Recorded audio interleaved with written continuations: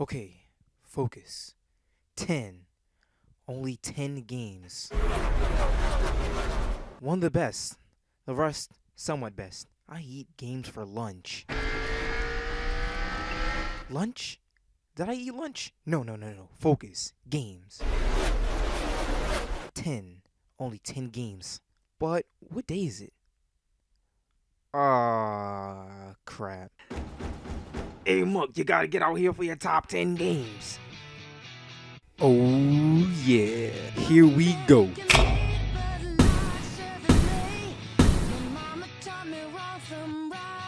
Hello and welcome everyone to my all-original top 10 games list that has not been done by anybody else before. Alright, peeps, let's get into this.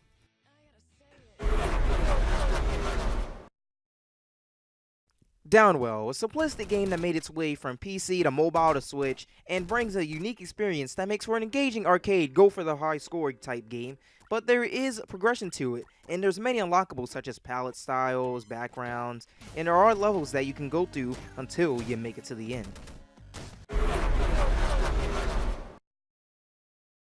Mr. Shifty is the game that ended way too fast for me, cause in about an hour and 30-minute playthrough, I was able to beat pretty much all of the game, and then I told myself, let's go again. And then again, Mr. Shifty makes pressing 2 buttons impactful with how much whoosh your movements have, and how much boom your attacks have. And speaking of which, I'm gonna go beat again. Some would say Goo Scheme is a slap to developers, telling them that they don't have to try to make an extremely impressive game that goes over the top and everything. That you don't need to put in effort for high active gameplay. That you don't need an attractive and engaging story. I see it as developers breaking the barrier of what video games have to be and how much attention a game can get from just being a basic concept on paper, but isn't basic when you have the controller in your hands. Good job, Goo Scheme. How did this game make the list? It's been out for a long time, you may ask. Well, Xbox made a $1 mega deal that involves EA access, so I can finally play Titanfall with no pressure of worrying if the servers are bad or me wasting my money on a dead game. But luckily, Titanfall 2 still has an active online community.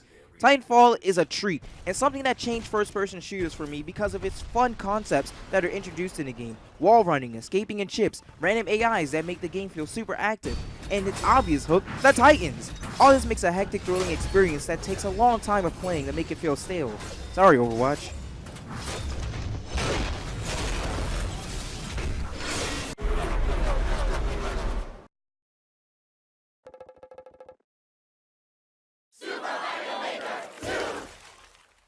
Mario Maker 2 did exactly what it needed to do. Give Mario Maker more stuff to play around with and added multiplayer, something everybody wanted for such a long time, and now it's here. Mario Maker 2 goes beyond what most people would consider Minecraft creative mode but Mario, because it doesn't dump assets from Mario 1, 3 World, 3D World. It tries its best to take a different approach to the tools that it gives you. The easiest example of this is the Goomba.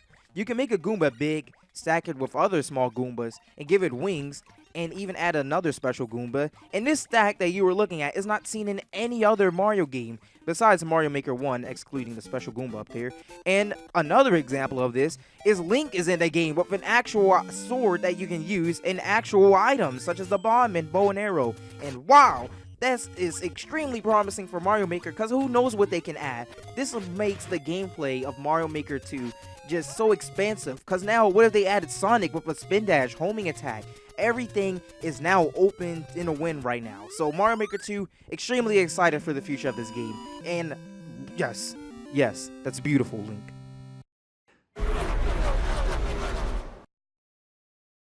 I had an extremely hard time finding where to put Devil May Cry 5, but this spot is 5 for me and suits the game well. Devil May Cry 5 shoves aside the reboot of the franchise to give us the Dante we all know and love, but spins the gameplay up with 2 extra Dantes with their own unique gameplay gimmicks, such as V's where you button mash and then wait for the giant blob thing to come out, which is actually fun to control when you hop on its back. And Nero's is revving up his sword, and he actually has some fun combos, and he even gets a robot arm that changes things up with how you do your combos, and you can ride one of the robot arms. That's so cool. And nothing beats playing as Dante, though. He dual wields motorcycles, goes full melee, gets a cowboy hat and starts shooting up people, and he has his classic swords and guns. And it's all fun and everything on this epic hunt of defeating the evil monster once and for all. Spoiler alert, it's Virgil again. I'm gonna take you back to my position on Tetris before Tetris 99 came out. I owned an actual NES cartridge of Tetris, played that for a while, and then I even got Tetris Mobile and played it almost every day for such a long time. And then Tetris 99 came out, and I was surprised. They made a Tetris Battle Royale during the Battle Royale trend, and it just seemed so funny, but yet so inviting for me, because I got to test out my skills to everyone in a game that I've actually felt pretty passionate about. Closest I've actually got into winning was second place, but that just motivates me to keep going.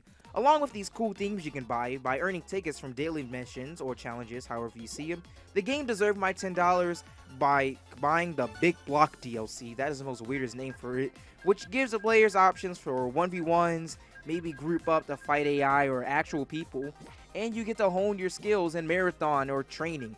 The undying franchise that won't freaking die, Tetris.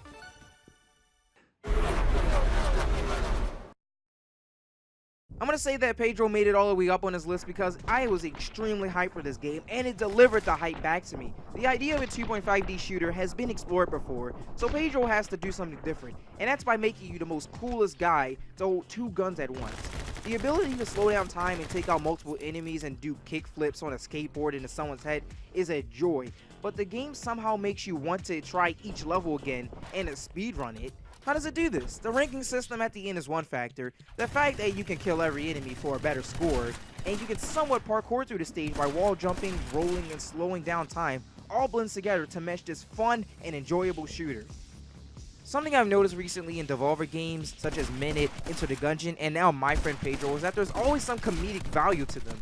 In My Friend Pedro, you wake up from inside of a butchery at the start of the game, about to get sliced up, and then somehow the game turns this really weird scenario into something that's supposed to be taken lightheartedly. And the game always does this throughout the entire game. And there's even a talking banana that follows you throughout everything. How can this game not be funny in some way? Ooh, Monster Hunter World steals the top 3 spot again with its Iceborn expansion, adding new gameplay styles, more monsters, a more convenient hub world, and actual armor that isn't just metal with fur slapped on it, and the same goes for weapons. Let's go! And now, honorable mentions of games that I forgot to put on last year's list. Mario Odyssey, Fury, Ori, Just Cause 3. May these games live on in another person's list. And now for honorable mentions of games that could have made my 2019 list, but I didn't beat them yet. Sekiro, Hyper Light Drifter, Celeste Farewell DLC, Monster Hunter Generation. I still haven't eaten lunch yet. I should probably go get a pizza. Yeah, I'm gonna go eat a pizza.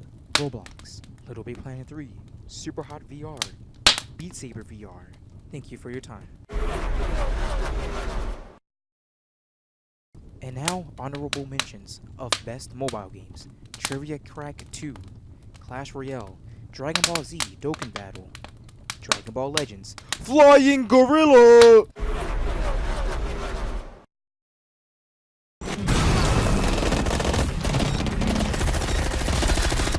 It's what we do.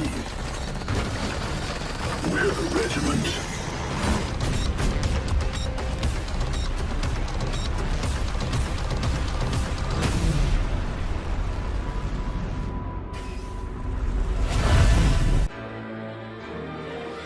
I'm no idiot, at least at the moment. Smash Bros. Ultimate gets the #1 spot for this year's list, and it has so much game in the game. It brings together every Nintendo fan to speculate who will be the next fighter in this mashup of multiple music tracks, levels, sands, online battles, many modes, gameplay options, a story mode that people don't like to call a story mode. Smash Bros. Ultimate, more like every game ever Ultimate. I love Smash Bros. Ultimate. I love it to death. There's so much to do in it, and even when you think you're done, there's always the online to strive for that Elite Smash, beat a tournament, and then just like beat your friends up, because of course they have Smash Bros. Ultimate. And if they don't have Nintendo Online, here's what you do. You go get a bus, you go get a bike, you go get a scooter, get roller skates, drive a car over to their house, and you bring your Switch, because the Switch is portable, and it has Smash Bros. On it, because you obviously have bought Smash Bros. Ultimate. Now play Smash Bros. Ultimate with your friends. Play Smash. Smash!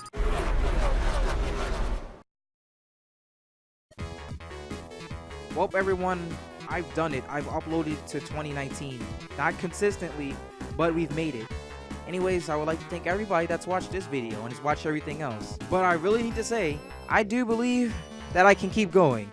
I believe I can make videos. I believe I can actually do something special here, and I will do something special here. This is a channel that I've put passion, time, sweat, avoiding doing homework into, and I believe that it will keep going till I die or eventually can't pay the electric bill. So thank you everybody for staying here, and thank you everybody who is my friend that wants to keep checking me out and supporting me. I thank all of you, because all of you are my friends on this channel. Thank you. And so Mook proceeded to not upload until 2032.